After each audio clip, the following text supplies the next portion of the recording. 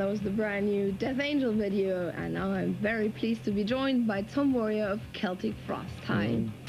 Now, first let's talk a little bit about your previous album, Cold Leg. That was slayed by the critics, and also the fans had a bit of problems to accept it. Do you have any regrets about that? No, absolutely not. We had a great time doing the album. It was a very, very important album for the band because it marked a change, not only in lineups but also business-wise. It was very, very important. It made us a grown-up band, and it made us having a new start with Celtic Frost. Oh. Okay, and then you sort of twisted 330 or 360 degrees Not around, really. something like that? Not really. We just followed the Celtic Frost way of things, of being unpredictable and doing what we feel like. We don't like to stick to a commercial line. We'd like to stick to what we feel, and that has to be on an album what feels right. Right, but your new album, Vanity, Nemesis, that's sort of back to the original sound, wouldn't you say that? As far as heaviness, yes, but as far as songs, I think it's the most progressive album we've ever done. It's certainly the best thing we've ever recorded, and we could have never done that in our early days. But the heaviness, sure, it's maybe even heavier than the old albums. Next one's going to be even heavier. Ooh, why is all that then? We like to have a lot of power in our music. As I said before, some of our albums represent a break, a personal break.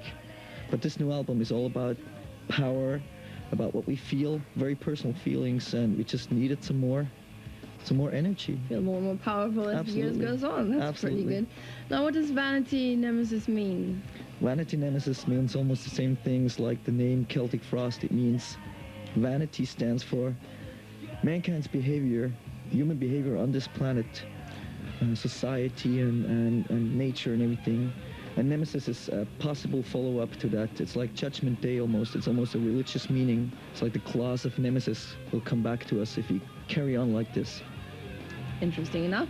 Now, just for a comparison, we're going to watch first an old video, Cherry Orchards, and that's quite interesting because it was the first ever video to be but now we carry on talking about the new album, Vanity Nemesis. The bassist, Martin Ain, he's back with the band now. Did that have anything to do with sort of your returning to the roots?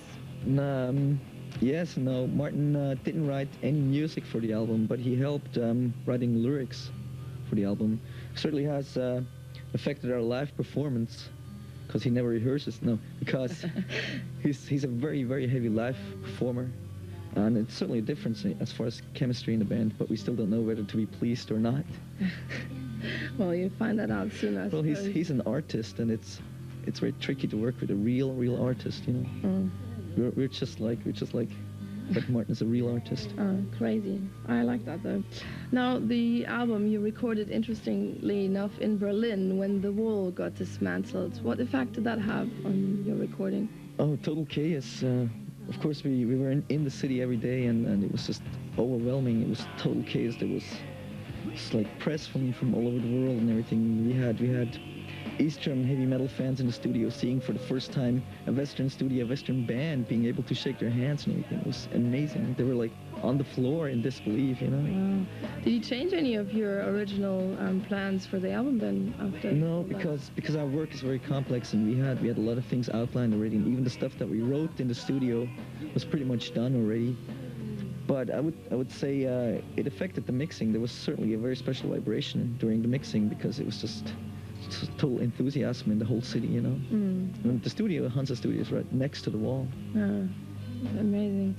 Now, can you name some of the elements that you've introduced to add more depth and contrast to the usual thrash metal sound? Oh, there's a million of things that we tried out so far. We had violins, parts of orchestras, we had opera singers, we have female singers on every album. We have acoustic guitars, although that's not so new anymore in heavy metal, but it's new for us. We even work with keyboards now and then, with hip-hop elements, with sampling sounds and all that stuff. It's great, and your producer is quite unusual too for a rock and roll band. His name is Roly Mosey Man, and he did bands before like The and The Young Gods. I mean, really not rock and roll band. Yeah, well, that's how we got to know his work. We were very impressed. Those bands weren't heavy metal bands, yet they had a very clean but very heavy and powerful production, so we thought we might contact him and find out, and he was totally into the project. They weren't heavy metal bands, but they were certainly rock bands. Sure. As far as power. Yeah. So you were happy with him and Arte? It's always heavy to work with an artist producer. Again, we were very happy with the end result. But I would say if we come again together with Rolly Mosey Man, we certainly know what to avoid and what to do better. You know, Sure. there's always things that you learn. Okay, thanks very much for having you here on Headbangers Bowl. It's a pleasure. I'll leave you now to introduce